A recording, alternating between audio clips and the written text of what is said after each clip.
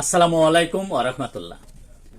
দেশের প্রধান প্রধান দৈনিক পত্রিকার শিরোনামে স্থান করে নেওয়া আন্তর্জাতিক খবরগুলোর মধ্যে যা যা থাকছে।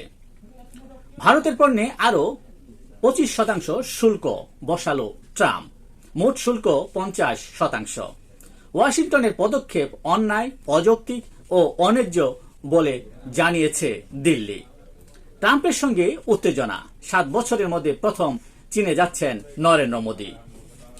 রাশিয়া থেকে যুক্তরাষ্ট্র আমদানি করে কিনা জানে না ডোনাল্ড ট্রাম্প।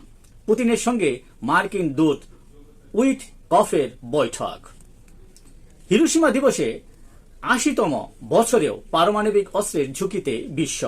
হিরোশিমা নগরীর মেয়র বিশ্ব নেতাদের বলেন, বিশ্ব আবার একই আবর্তে ঘুরপাক খাচ্ছে, আমরা এর থেকে মুক্ত হতে পারছি না। চীনা পর্যটকদের ভিসামুক্ত প্রবেশ সুবিধা দেবে দক্ষিণ কোরিয়া। আলজেরিয়ায় প্রশিক্ষণ বিমান বিধ্বস্ত, নিহত 4। প্রশিক্ষণ অনুশীলন চলাকালে বিমানটি বিধ্বস্ত হয় বলে জানা গেছে।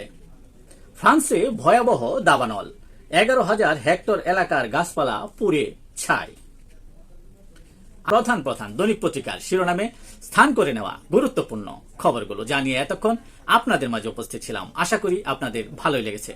আজকের মতো এখানেই, আবারও দেখা হবে আগামীকাল ঠিক একইভাবে জাতীয় দৈনিক পত্রিকার শিরোনামে স্থান করে নেওয়া গুরুত্বপূর্ণ খবরগুলো নিয়ে। সে পর্যন্ত অবশ্যই ভালো থাকবেন, সুস্থ থাকবেন। আসসালামু আলাইকুম ওয়া রাহমাতুল্লাহ।